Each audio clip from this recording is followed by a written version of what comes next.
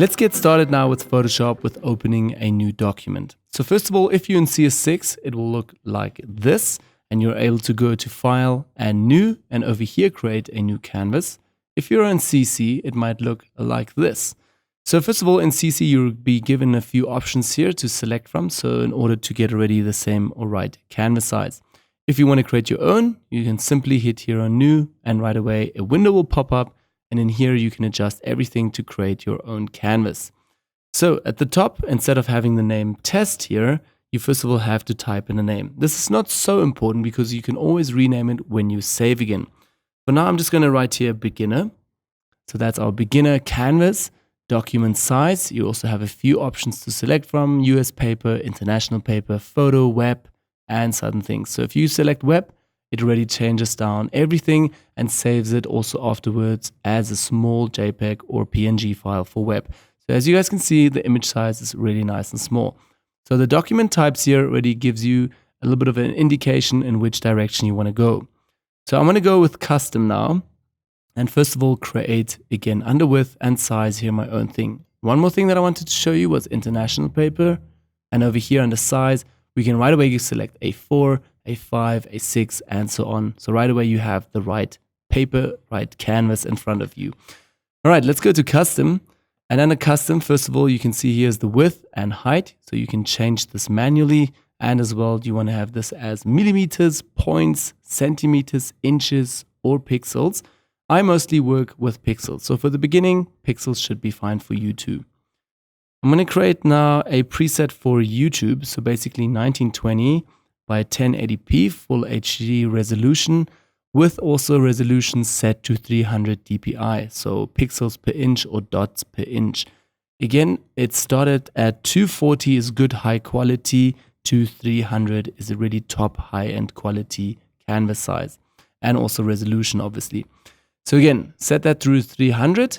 Then underneath of that, your color mode, again, RGB color, grayscale, bitmap, CMY color, and lab color. For now, it's just important to know the RGB colors that you're working in RGB and CMYK if you're going over to press for more intense range.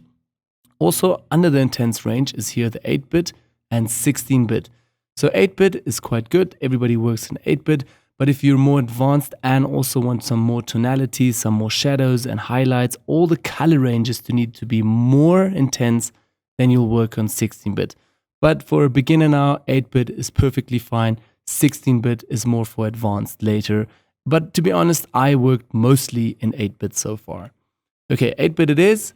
Then also background content. So first of all, you have the option of just having a white background, a specific background color, or transparent, or again, a different other color.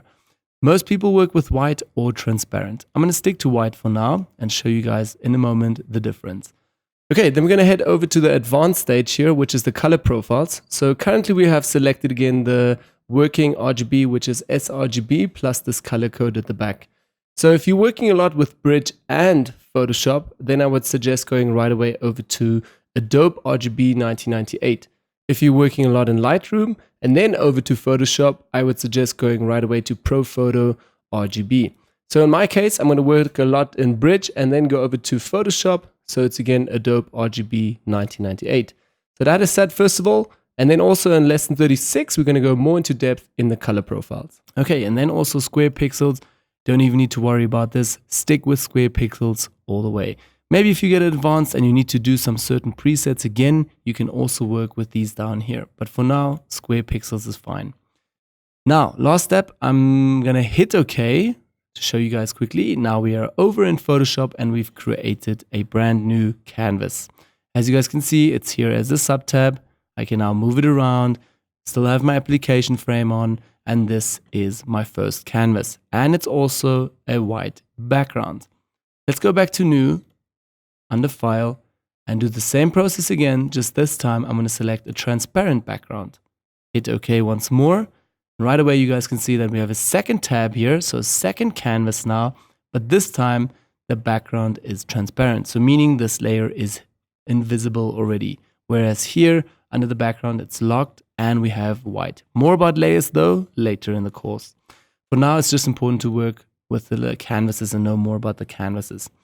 Okay, I'm also going to escape out of this and just start a brand new canvas once again and show you guys one more thing. Once you've selected everything, once you entered your width and height, everything, your resolution is set, your name is set, say for instance beginner, then you can also, instead of hitting OK, you can go to Save Preset, type in here your name. So this is obviously for YouTube, so I'll type in here YouTube. I might just don't do it right now because I've already set in this. You can type in your name that you want for this document preset, hit OK, and next time when you come around to Photoshop, then you don't need to type in everything. You just go to File, New, and right away here under Document Size, you can select your preset. So mine is saved as YouTube. Hit YouTube, hit OK, and right away my canvas size is open and I'm quickly into Photoshop. Great, so that's all about how to create a new canvas now. But what if you pull in an image that you already have photographed and you want to bring this into Photoshop? So you can either drop this onto Photoshop, Photoshop will render it and bring it right away into Canvas. Also, you can just take the image and drop it right away onto the icon. That also works. So now, what I wanted to say with this is you do not need to worry if this is a low resolution right now. It will never be low resolution. Let's go to Image, go to Canvas Size, and let's have a look over here. If we head over to the pixels, it will be exactly the same pixel size as the sensor from the camera.